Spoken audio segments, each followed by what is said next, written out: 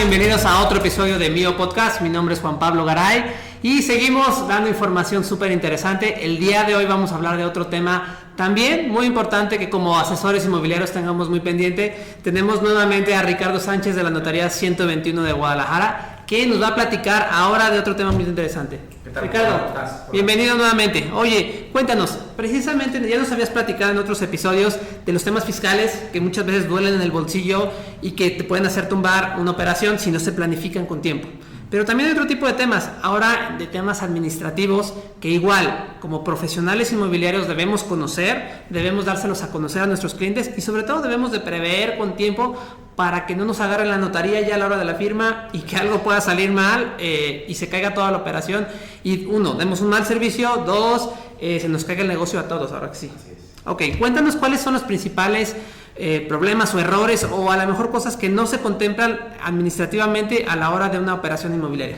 ¿Qué tal, Juan Pablo? Gracias por invitarme. Y bueno, te platico, en la práctica lo más usual son los errores de identificación del inmueble, okay. A veces de su titular, del nombre de su titular, o a veces de la superficie de los inmuebles.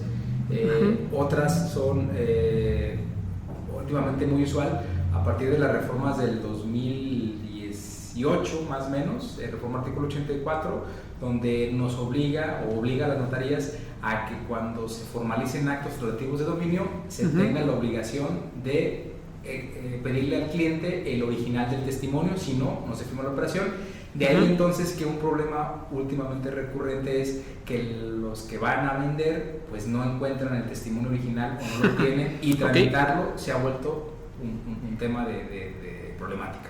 Esos son principalmente los temas administrativos que a veces no hacen que sus operaciones fluyan o que lleguen a buen puerto. Ok, empecemos por el primer punto. Hablabas de errores de identificación del inmueble o bien de la persona dueña, del titular del tal o los titulares, porque muchas veces son copropiedades o inclusive compra uno pero estaba casado y entonces en automático su esposa también es titular, depende de la forma en que estén casados, o de errores de superficie. ¿Qué tenemos que considerar ahí y cómo podríamos subsanar ese tipo de problemas? Bueno, mira, yo les recomiendo en principio que cuando vayan a accionar sus propiedades pues hagan la dictaminación previa y bueno, soliciten documentación. Cuando el cliente va a accionar con ustedes, lo ideal es siempre pedir el título de propiedad, la constancia de no adeudo predial o bien cuando menos las últimas boletas de pagos de servicios, agua, predial, si se tiene en ocasiones la habitabilidad, si se tiene licencia de construcción, si se tiene dictamen de usos y destinos o en ocasiones si se tuviera el elemento y número oficial, etcétera. Todo lo que se tenga es verificarlo. ¿Para qué? Para poder validar que coincida lo que dice el título y lo que dice el catastro y lo que dice el registro contra lo que se tiene, porque muchas de las veces hay errores en superficies o errores en ubicación o errores en características muy específicas del propio inmueble. Entonces, advertirlas a tiempo pues nos da mucho pie a que con tiempo se pueda, de inicio, lo más sencillo, pedir a la propia autoridad municipal o a la propia autoridad una constancia. Por ejemplo, cuando hay errores en la calle, porque era la calle fulanita y luego cambió a calle fulanita de tal, o cuando la nomenclatura cambió, o cuando a veces en los municipios por su misma dinámica cambian o se encuentran propiedades en zonas limítrofes y por alguna razón en la nueva delimitación resulta que ya forma parte de otro municipio, bueno, pues hay que allegarse de esa documentación que casi en todos los casos te puedo decir el propio municipio te la expide, nada más es pedirla con tiempo. ¿Para qué? Para que a la formalización se pueda exigir esta constancia. Por ejemplo, cuando es de número oficial o de calle se va ante generalmente es una oficina dependiendo del municipio, en Jalisco son 124, 25 municipios, 124 municipios que hay en el estado. Entonces en cada uno de los municipios hay un departamento de obras públicas donde hay un área específica de certificación de nomenclatura de número oficial, la que te puede expedir esa constancia que diga que es el mismo o que antes fue. ¿Para qué? Para que cuando llegues a tu trámite de formalización puedas hacer la aclaración correspondiente. O bien, si es que el ticket de compra o el crédito que implique la compra de esta vivienda es de esas oficinas que son un poquito más complejas o más rigurosas, pues tendrás que hacer ese trámite previo. Pero bueno, eso es lo que les recomiendo, que se haga esto con anticipación cuando el tema es del inmueble o cuando es en cuanto a su titular. Cuando es en cuanto a la superficie, yo les recomiendo que si la diferencia no excede un 10%, sepan que de forma administrativa se puede llegar a la aclaración o la corrección. Pero cuando excede ese 10%, el trámite es distinto y ya implica diligencias de apoyo deslinde, ¿sí? O bien que cuando se tome a la compra o se tome a la venta para exclusivar un terreno con dimensiones de cantidades ya de superficies, que estamos hablando de hectáreas o de muchos metros, que se tenga siempre el cuidado de sugerirle a los clientes que lleven a cabo la práctica de un levantamiento topográfico con coordenadas UTM para que con tiempo puedan saber si existe precisión o no en cuanto al producto que ustedes van a vender, porque es muy usual que cuando se tenga antecedentes de hace más de 15, 20 años, pues las maneras o los mecanismos de medición eran otros a los que tenemos hoy en día. ¿Va? Ok, entonces a ver, en resumen, cuando haya problemas en la nomenclatura de calles o los números oficiales, directamente en las oficinas del municipio donde está inscrito el inmueble. Okay. Hay áreas especializadas que te pueden generar las constancias. Y es un trámite administrativo. Es correcto. Ok, ya hablando de excedencias, y me ha pasado porque de repente, sí, hay muchos terrenos que se adquirieron hace 30, 40 años y me queda claro que los medían pues, con otra tecnología. Sí, con cuerdas a veces, imagínate. Sí, y las referencias, incluso ahí te puede ser de los dos problemas, tanto de errores de medición como errores de ubicación, porque las calles en 30 años pudieron haber cambiado en los municipios, o como decían, sí, a la esquina de no sé quién, y me ha tocado. Igual, son trámites que los ve directamente el municipio. Y cuando hay diferencias en las medidas de terrenos, hay que manifestar si es menor al 10% o inclusive a lo mejor puede ser menos.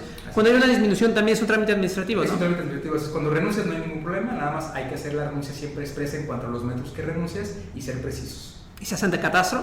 Se hace ante catastro y ante registro público. Recordar que ambas dependencias tienen convenios de colaboración para que haya sincronía, de tal suerte que si le mueves a uno, tienes que ir al otro. Ok.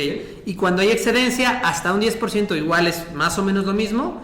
Más allá es una diligencia de apeo deslinde. Tiene que hacerse una diligencia de apeo deslinde que implica que a través de un tribunal hay que hacer diferentes comparecencias y diligencias para justificar que no se está invadiendo el derecho de un tercero y hacer las diligencias correspondientes. Pero dijiste que algo interesante, yo sabía hasta hace poco tiempo eso solo se podía hacer ante un juzgado, ¿ya se puede hacer ante una notaría? También se puede hacer ante notario con jurisdicciones que se llama jurisdicción voluntaria, que la ley prevé que también se puede hacer ante un notario. Y seguramente debe ser más ágil. Así es correcto. Okay. Y también que sepan que también como una alternativa cuando son operaciones de contado es que hay modalidades que pueden utilizar que es bien llamadas ad corpus o ad mesure.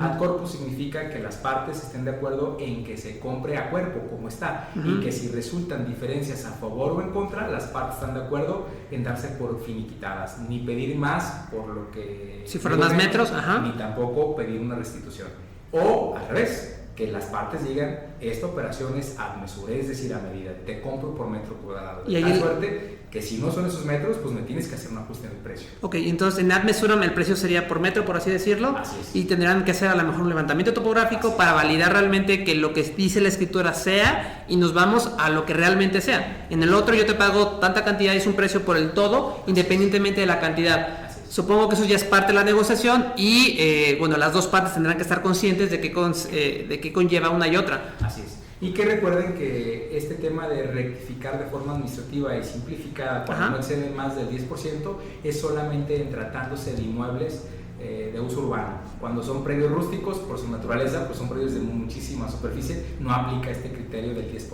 ¿Hay qué criterio aplica? Ahí es diligencia de apeo deslinde sí o sí. Independientemente de predios rústicos. ¿Va? Súper, ok. Ahora, en la obtención, me hablabas también el tema de cuando no se tiene lo que mucha gente conoce como la escritura o como el testimonio.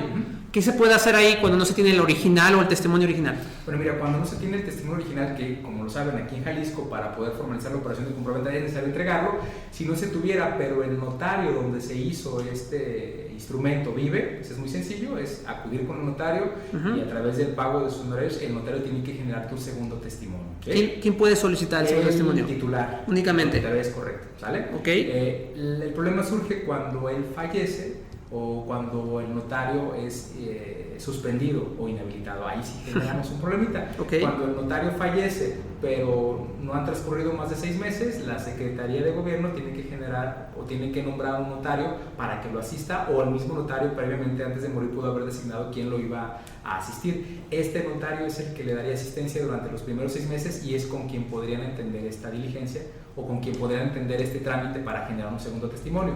El problema que tenemos es cuando el notario fue suspendido o fue inhabilitado. Ajá. En ese caso, ahí sí tenemos un problemita porque a veces el archivo de instrumentos públicos, que es quien tendría que generarte ese segundo testimonio, si no tiene el acervo documental o el protocolo de ese notario que fue inhabilitado o suspendido, pues no puede generarte nada hasta que lo tenga. Y a veces esa es la situación de conflicto, donde hay situaciones donde esos segundos testimonios de notarios que fueron inhabilitados o suspendidos, de los cuales el archivo de instrumentos públicos aún no cuenta con ese acervo documental o con ese protocolo, pues el archivo está impedido para poderles generar ese segundo testimonio, ¿sí?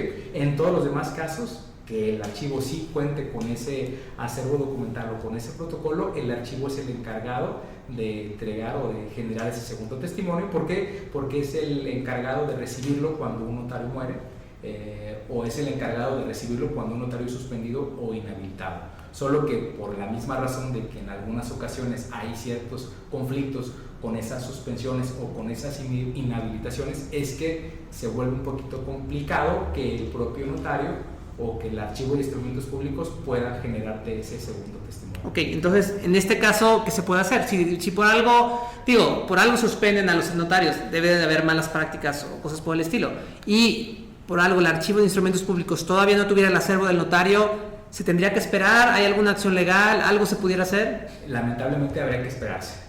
Cada vez la ley se ha reformado y, como les comento, cuando un notario fallece ya hay un notario que lo asiste. Se puede designar o la Secretaría lo designa para evitar esto. Y también, evidentemente, hay notarios que aún antes de morir dejan todo muy ordenado, y de tal suerte que su propia sucesión es la que entrega el protocolo y se entrega, y no ha habido ningún problema, donde incluso vas al archivo de instrumentos públicos y el archivo te entrega un segundo testimonio porque tuvo a bien el notario o quien lo asistió el entregar debidamente y en tiempo ese protocolo para que el archivo de instrumentos públicos pudiera generarte ese segundo testimonio. El problema es con las situaciones irregulares a las que no podemos... O sea, no se puede hacer nada todavía. Y sí es un conflicto. Por eso es importante que cuando ustedes tomen una propiedad en exclusiva, pues tengan el cuidado cuando menos de saber de dónde viene y saber que si es de un notario que está suspendido o está inhabilitado, cuando menos se aseguren de que se tenga el testimonio original. Y si no se tiene, pues sí, rápido moverse para ver si hay esa posibilidad de obtenerlo o no, y si no, a tiempo ver pues que esto no va a llegar a buen puerto y tomar las medidas o las diligencias que ustedes consideren pertinentes. Claro, desde antes saber si realmente se va a poder cerrar, o si no se puede vender ese inmueble, mejor esperarnos a que se resuelva esa cuestión en particular. Ahora, ¿qué costo tiene, sabes, un segundo testimonio? Depende de cada notaría. Normalmente no pasa de los 4,000 pesos. Realmente no es algo que se preocupe. De 2,500, 4,000 pesos he visto en la práctica que es lo que en el común denominador es lo que se cobra. Perfecto. Ahora, si el notario ya falleció o fue suspendido, pero se tiene el testimonio original, ¿se puede realizar la escritura? Claro, sí. Ahí no hay ningún problema. Ningún problema. Ahí a veces el tema es de que el notario donde se va a formalizar hace la validación, pero en ocasiones esas validaciones sí se pueden llevar a cabo a través del archivo solamente con un correo institucional. Entonces, por lo primero, como siempre, es hacer la debida diligencia de toda la documentación desde antes para poder revisar que tanto las medidas, cilinderos y los propietarios estén correctamente establecidos, sepamos quiénes son, y segundo, se tenga realmente la documentación para que se pueda llevar a cabo esto. Así es, y que podamos aprender a dictaminar, ¿no? Desde el principio, tener todo esto del inmueble y también del cliente. Hacernos a la idea de que ya tenemos que tener su identificación oficial, su constancia de situación fiscal, su acta de nacimiento, acta de matrimonio, y advertir cualquier error a tiempo, porque advertido a tiempo lo puedes solucionar. Porque también puede haber errores en el acta de nacimiento, en el acta de matrimonio, o hasta las identificaciones que no las tengan. Pero cualquier tema a tiempo se puede aclarar. Entonces, el problema es que ese detalle se vea hasta el cierre. Ya cuando están firmando y... nos cae la operación. Sí, claro. Va, perfecto. Pues muchísimas gracias nuevamente, Bueno, Ricardo. Y bueno, no quiero dejar de invitarlos nuevamente a que nos sigan en nuestras redes sociales, en Facebook y en LinkedIn como Movimiento Inmobiliario de Occidente, en Instagram como MioSim, y sobre todo que nos digan seguir en el Mio Podcast en YouTube y en Spotify, para que sigamos aprendiendo de estos temas y muchos más. Muchísimas gracias y nos vemos en el próximo episodio. Hasta luego. Gustazo. Hemos llegado al final de otro capítulo. Conoce más a través de nuestra página web www.mioac.com. Los esperamos en un episodio más de Mio Podcast.